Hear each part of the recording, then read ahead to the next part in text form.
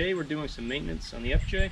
I originally intended this to be a rear brake job and fluid film undercoating application, but as you'll see, things quickly grew from there.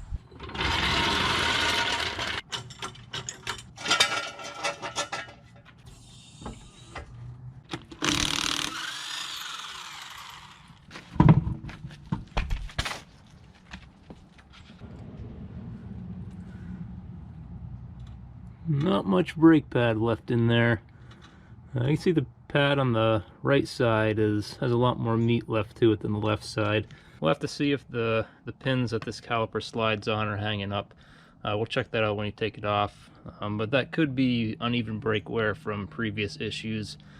I've had to replace the rear calipers on this vehicle multiple times, so that might just be from when one of the other calipers went bad, because I haven't replaced the pads or the rotors yet. This side's probably good enough that I could have had it turned, and that would have been, I don't know, maybe $20 to have it turned instead of $50 for a brand new rotor. But when we get to the other side, you'll see why I chose to replace rather than get these rotors resurfaced.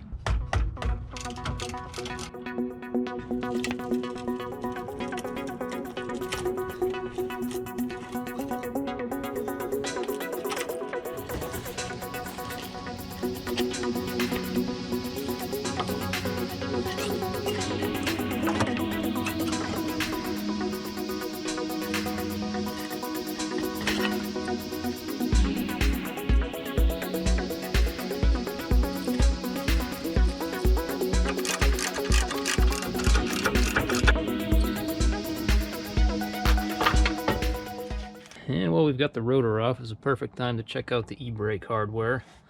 That all looks pretty good. We got plenty of pad left. And all this hardware was replaced probably within the past 15,000 miles or so, so it's still in pretty good shape. And of course we put a nice heavy coat of anti-seize on the end of the axle to keep the rotor from sticking on there. If you'll notice earlier on, the rotor popped off nice and easy, and that is because I previously put anti-seize on here. Unfortunately, I live in a very rusty part of the country. We get road salt for about 6 months out of the year, so if you don't use anti-seize, everything tends to rust together. So mostly we want to put it around the lip right there, where the inside of the brake rotor sits. That's where it'll rust the most, but I like to put it around the whole surface that the rotor sits on, just kind of for good measure.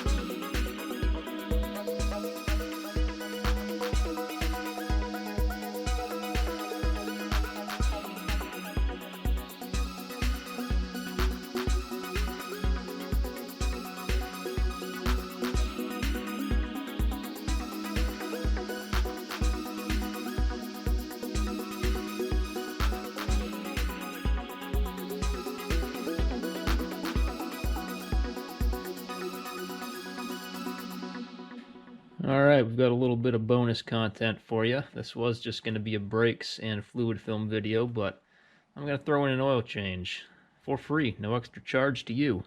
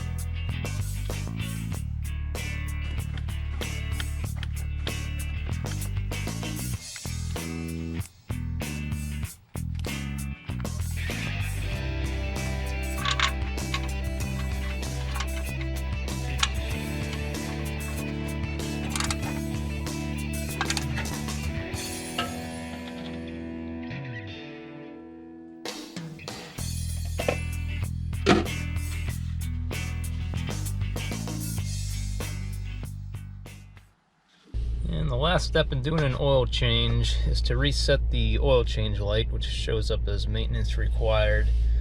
I think this light comes on every 5,000 or 6,000 miles, so sometimes the light's not on when I change the oil, but I reset the clock, or the odometer, I guess, that keeps track of that anyway.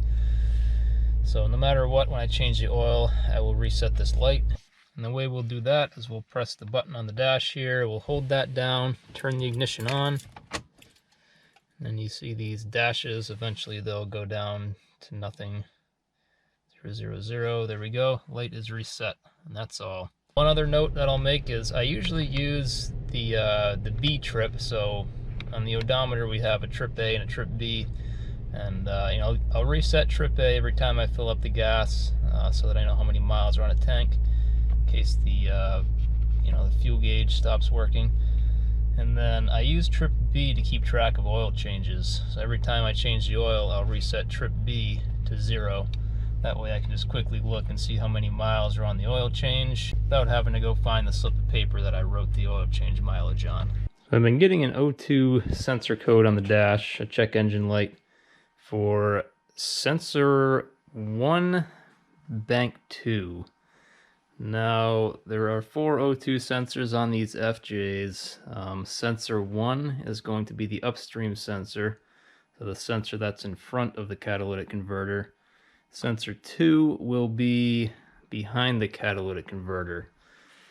And then there's broken down into 2 banks, bank 1 and bank 2, and those refer to the side of the engine. And I was unable to find any reliable information on the internet discussing which side was bank 1 and bank 2, so we're just going to do this the hard way. I suspect that bank 2, which is the side we're having the sensor issue on, is the side with the oil filter here. So in order to verify that, I came over to the other side of the engine, which is the passenger side of the vehicle. I found the upstream O2 sensor over here, which is right on top of the manifold, right above the cat, and I unplugged it from the harness. So we were previously only getting a code for bank 2 sensor 1, and now that this sensor is unplugged, we should also be getting a code for bank 1 sensor 1, and if that's what we're getting, then that verifies that bank 2 is the other side and bank 1 is the new additional code. So let's go see. Just cleared the codes before starting the engine, and there goes the check engine light with the new codes popping up. So let's go ahead and read those. And here we go. We've got one new code here, which is bank 1 sensor 1, and that's going to verify that bank 2 is the driver's side and bank 1 is the passenger side. I'll just scroll through here. It's a couple duplicates. So here's the one we were initially getting. So that's the old code, bank 2 sensor 1, and then there's just a couple repeats on here, but that verifies it. For anyone who's wondering, bank 2 is the side with the oil filter, driver's side.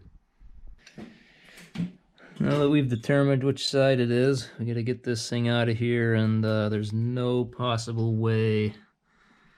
I suppose there is a possible way, but I'm not gonna try to figure out how to get that thing out with brute strength. So I'm just gonna take the torch, I'm gonna heat that exhaust manifold up till it turns red, and hopefully at that point the oxygen sensor will turn right out.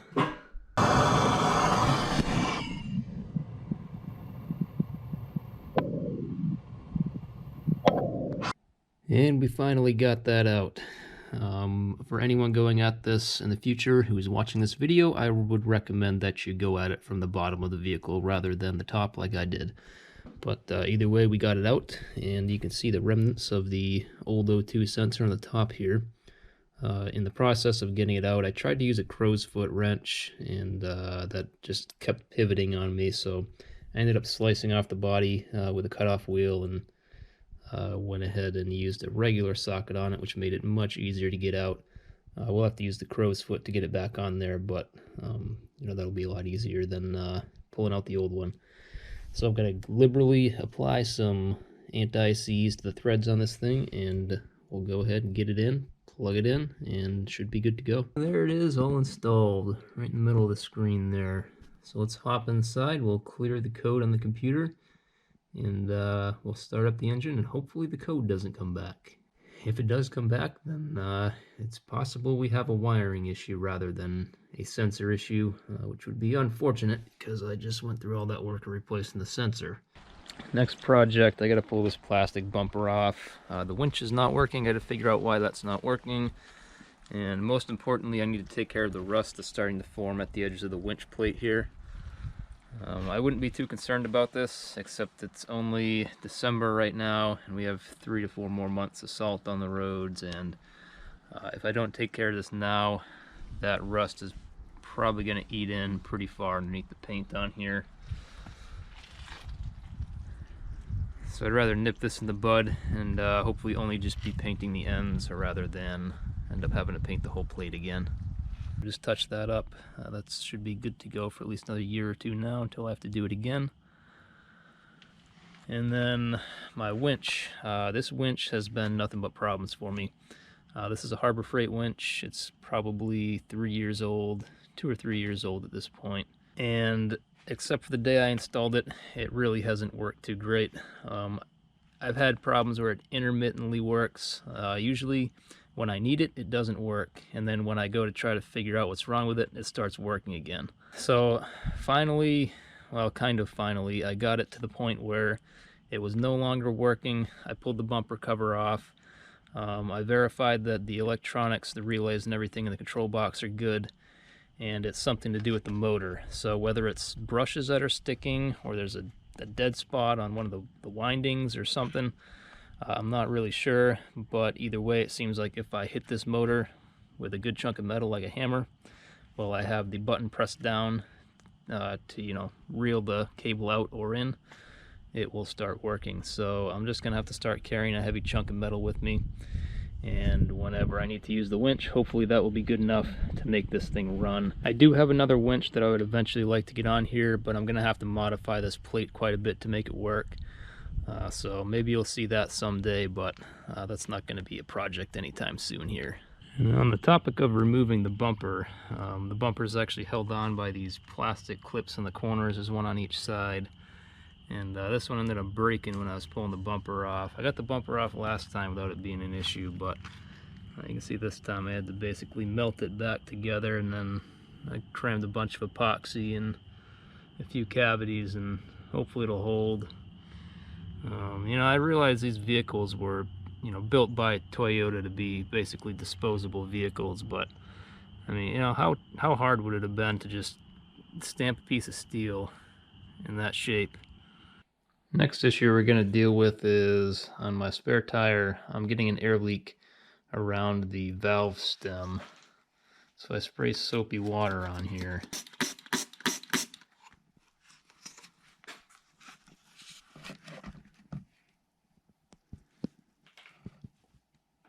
I'm not sure if the camera's picking it up, but there's a lot of bubbles forming around there, slowly working their way out. So what happens is I'll put air in this tire, and then a couple weeks later I'll have to put more air in it. So it's not ideal. It's actually been like this since I had the tires mounted.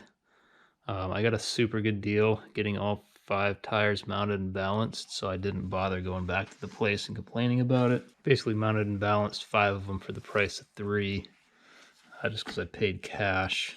So let's see if we can take care of this ourselves.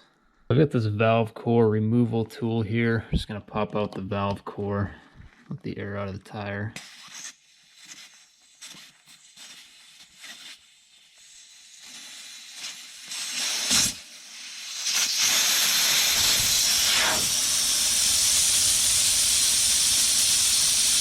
Let's kind of hard to tell because there's so much salt on the wheel, but the aluminum here is really corroded just as a result of the road salt that we get.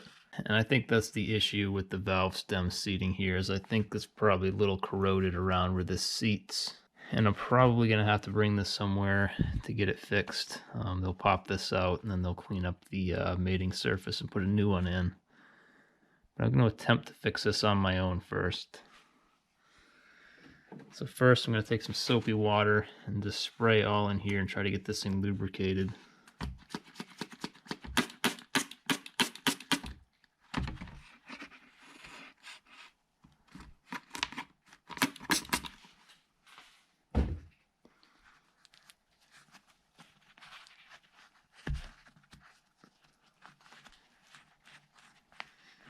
I'll wiggle it around a little bit.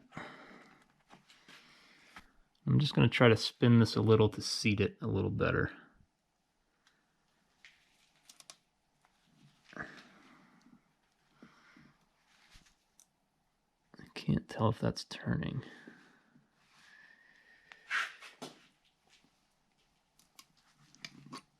Well, it's definitely turned. I'm going to put the camera down. I'm just going to try to go through a few rotations with this. I'll probably spin it around, I don't know, maybe 2 or 3 times, and then we'll put the valve core back in and see if that makes a difference. Got about 20 pounds of pressure in the tire. We'll see if this makes a difference. If it doesn't, I'll have to bring this somewhere.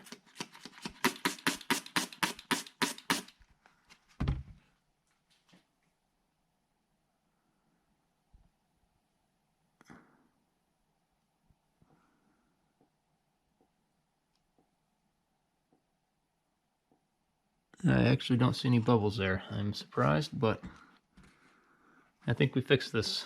So I guess that's one way to fix a leaky valve stem. So I'm going to air this up the rest of the way, and we'll get this back in the rotation on the rest of the vehicle. So I've been getting a noise in the rear end lately. This is a East Coast Gear Supply, 3rd member in the rear axle. It's got about 30,000 miles on it. I'll try to show you what I mean right now.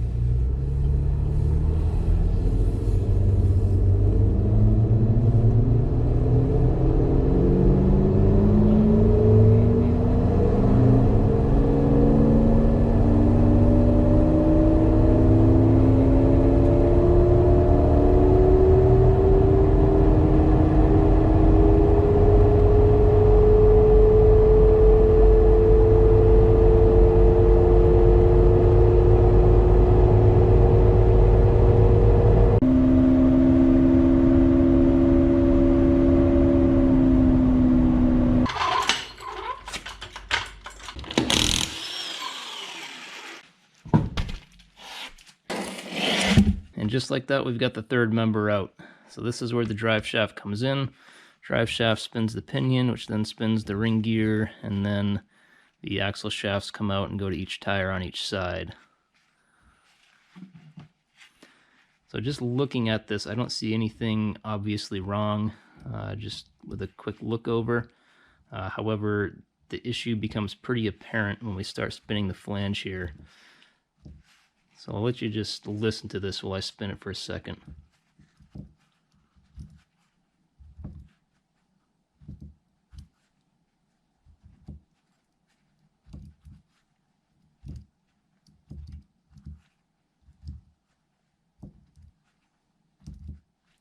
But each time you hear a clunk, I'm feeling a pretty hard stop on the flange.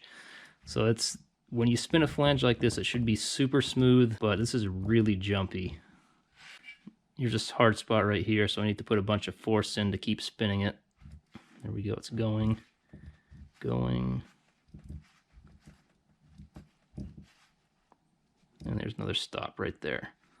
I bought this thing from East Coast Gear Supply maybe 30 or 40,000 miles ago. It's about 3 years ago at this point. So I called them up, and it seems like they have a 5-year warranty on these. So when I talked to them, I told them it was making some noise. That's literally all I said, was it's making some noise. They said, we'll send you a prepackaged label, throw it in a 5-gallon pail and send it to us, and we'll rebuild it for you.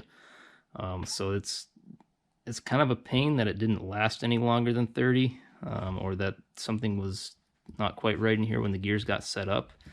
but they've been super accommodating so far. I mean, like I said, they didn't really even ask me much about it. They just said, you know, okay, you're having a problem, we'll fix it for you. So customer service has been super great. I am kind of bummed that this thing didn't last more than 30,000 miles, but I guess we'll see what they say once they get it in. Hopefully they'll let me know what the problem was, and we'll get this thing back rebuilt in hopefully about a week, and we'll get it reinstalled. So I really didn't show any of the process of pulling this third member out, but it's pretty simple. Basically, I just removed the drive shaft, which you can see right here, tied it up around the muffler, and then loosened up the axles, the axle bearings and retainers, pushed the axle shafts out a little bit on each side, unbolted the third member, and it came right out. Now, this Toyota is the first time I've dealt with this third member or center section, removable center section rear diff. And from a serviceability standpoint, this is definitely a superior design to the axles I'm used to dealing with. Like the Ford 8.8, Dana 44 and 30s I've got on my Jeeps. So one other issue I came across while I was working on the rear diff is the rear drive shaft, where it meets up with the transfer case. The U-joint here has got some play. It's not too bad yet. I don't know if the camera picked that up, but this U-joint is just starting to go right now. This is definitely catching it in the early stages, so I'm going to pop this out and get this U-joint replaced.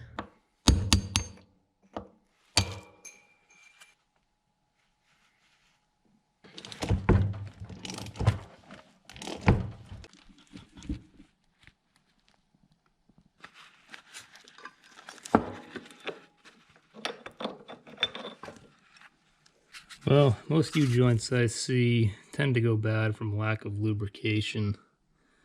You can see this one's clearly got plenty of grease in it, so I think it was just the roller bearings. You can see all the little roller pins in there. I think those are just wearing out from use. Here's the new U-joint. I got it from Napa. They usually have pretty good parts. Just pulled off one of the caps to inspect it, and you can see there's a little bit of, I guess, surface rust right in that pin.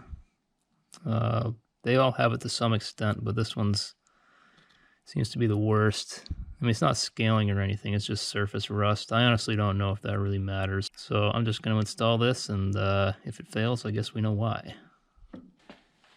And just like that, we get the new U-joint installed by exactly the opposite process that we took the other one out.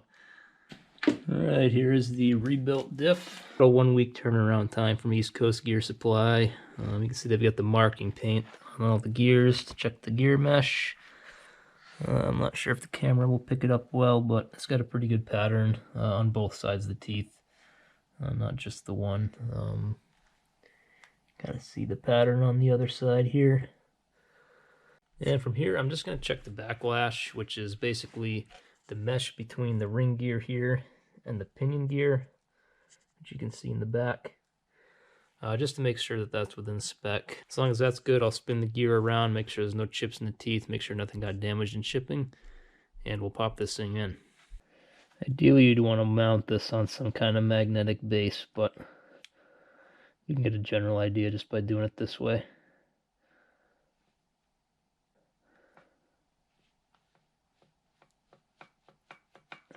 It's right about 7 thousandths, and that's kind of the maximum tolerance here. I think the factory manual says it wants 5 thousandths to 7 thousandths, and we're right about 7 here, which means we're within spec. So let's get this installed. Alright, we get everything back together. Drive shaft's in, tires are on. Now we just got to set it on the ground and we'll be good to go. Check out that muffler. This thing's about 1.5 years old and it's already starting to go. Welcome to my life. That is all rust and paint. Now, one other thing I want to take care of while we're under here. When I pulled off the rear drive shaft, I noticed this heat shield pulled through the washer and the nut over here. So I'm going to attempt to take this nut off.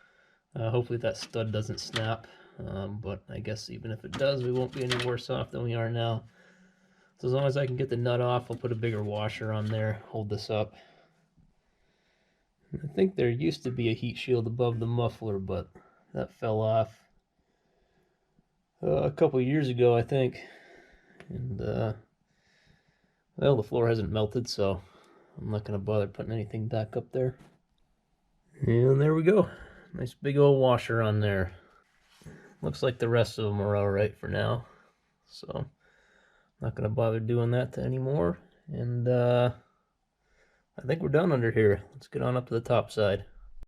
Now, I thought I was done filming this video, but looks like we've got another repair to make. The FJ isn't sitting very flat. And here's why.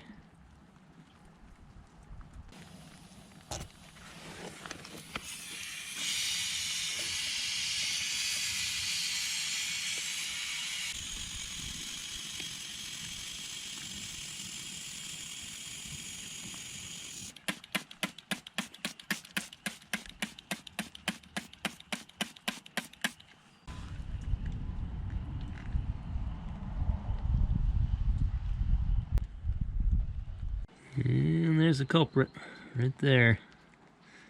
Nice Phillips head screw. Well, at least it's in the tread and not in the sidewall, which means it can be patched safely. I guess technically you can patch something in the sidewall, but it's not really that safe. So you can see these are pretty new tires. They probably got at least 80% tread life left on them. If they were like 30% or less, maybe I'd just patch this myself with a little DIY patch kit. But I've still probably got a good 4 to 5 years with these tires. So I'm going to have this patched the right way. Take this tire off. I'll bring it down to the local tire shop. They'll pull the tire off the wheel. They'll patch it on the inside. Then they'll remount the tire on the wheel. And that way, that's the most secure patch we can do, really. Get the tire back from the tire shop. And here's the plug right here. So this is sticking out a little further than I expected it to. I mean, this is probably fine. That looks a little better to me.